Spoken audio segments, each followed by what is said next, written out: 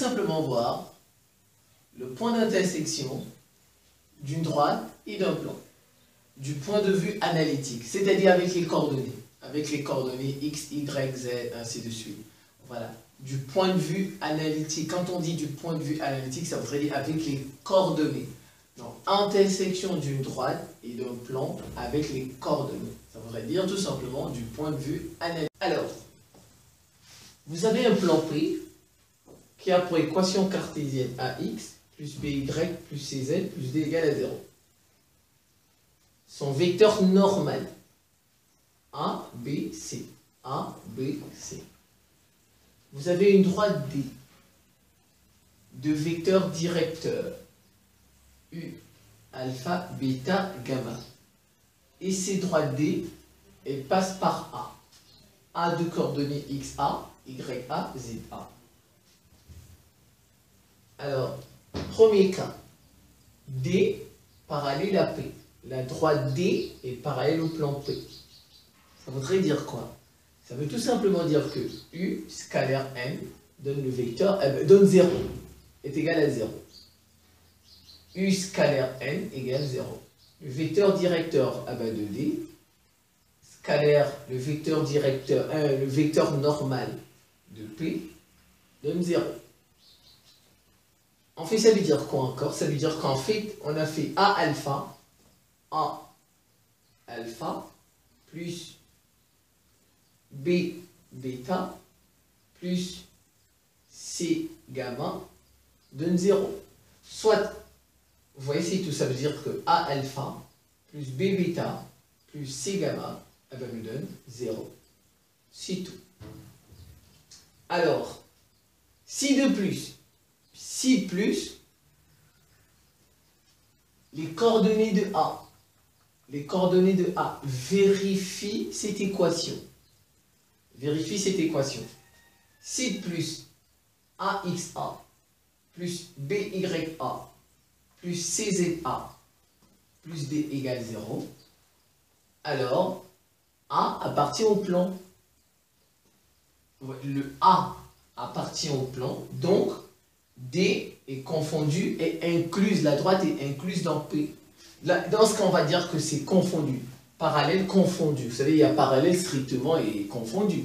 Voilà, dans ce cas, donc D, et la droite D, elle est incluse dans le plan P. Les deux sont confondus. Dans le cas contraire, si les coordonnées de A ne vérifient pas l'équation de P, c'est ça dans le cas contraire, alors A n'appartient pas à P, et les deux sont strictement parallèles. Et ça, ici, j'avais mis parallèle tout simplement parce que dans parallèle, on a parallèle confondu, on a parallèle strictement. Maintenant, je fais la distinction.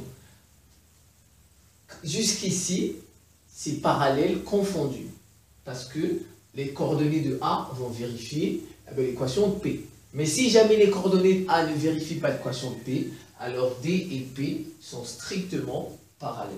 Voilà comment on fait. Bon, maintenant, si c'est, ça se coupe. Si les deux sont séquents, si D coupe P, vous faites U scalaire n, ce sera différent de 0. Regardez, U scalaire n égale 0, U scalaire n égale 0. Quand ça se coupe, quand ils sont séquents, alors U scalaire n sera différent de 0. Alors voilà un exemple que j'ai déjà commencé par traiter. Application, on nous a dit P de coordonnées 2x plus 3y plus 6z moins 98 égale 0. On nous dit I, c'est l'intersection, c'est le point d'intersection de D et P. Voilà, en fait, ça se coupe. C'est ce cas de figure. C'est ce cas de figure. D coupe P. Et I, c'est leur point d'intersection. On ajoute, on précise, on dit que D est orthogonale à P. La droite D est orthogonale à P. Et que cette droite D, elle passe par A de coordonnées 5, 3, 0. De coordonnées 5, 3, 0. Alors, on nous demande de chercher I, le point d'intersection. Alors, comment fait-on? Quand on vous donne ça, faites comment je vais dire ça? Alors, comment je vais dire ça? Quand on veut de... Première chose à faire, faites la représentation paramétrique de D. Je suppose que vous savez faire la représentation paramétrique de D. D'ailleurs, j'ai fait une vidéo sur ça. Vous pouvez aussi la regarder, la représentation paramétrique de D. Alors, la droite D, voilà sa représentation paramétrique que j'ai déjà faite. L'objectif, ce n'est pas de faire la représentation paramétrique, je l'ai déjà faite. Je suppose que vous savez faire une représentation paramétrique d'une droite. Donc, regardez, donc, je commence. U, en fait, U. Donc, N ici, le vecteur normal, c'est 2,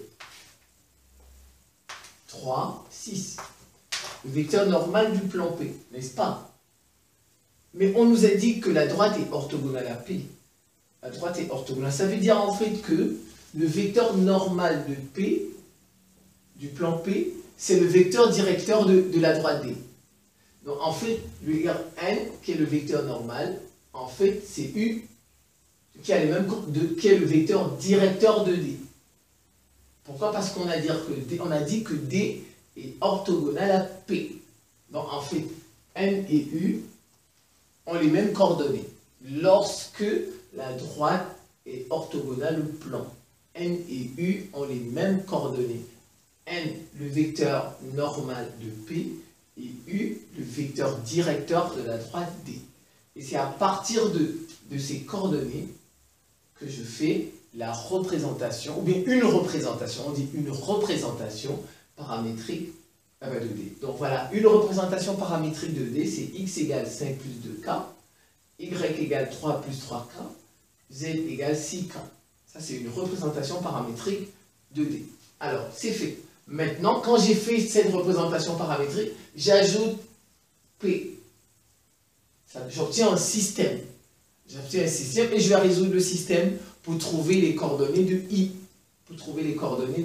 Donc, j'ajoute ça dans mon système. J'obtiens un système paramétrique, si vous voulez. Ça, c'était une représentation paramétrique de D. À cette représentation paramétrique, j'ajoute P et je résous le système. Je vais trouver K, les valeurs de K.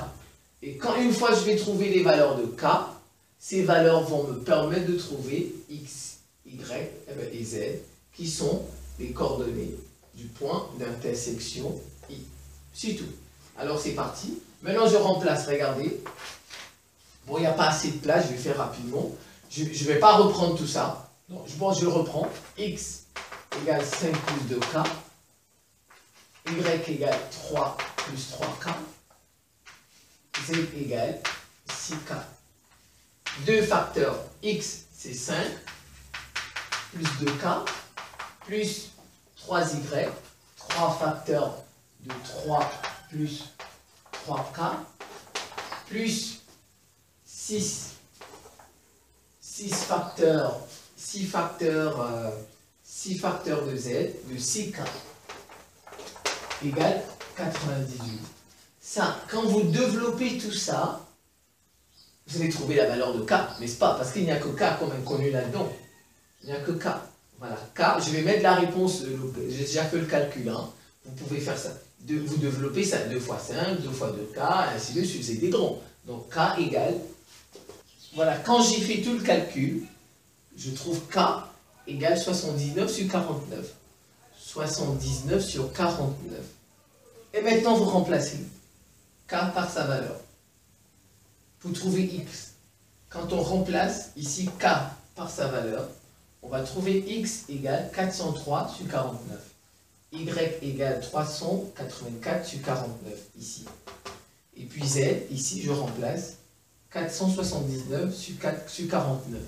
Et ça, ce sont les coordonnées de I. I qui est le point d'intersection de D et de P. Donc I, de coordonnées 403 sur 49, 384 sur 49, 479 sur 49. Vous revoyez ça tranquillement. Je vous remercie pour votre attention et à très bientôt.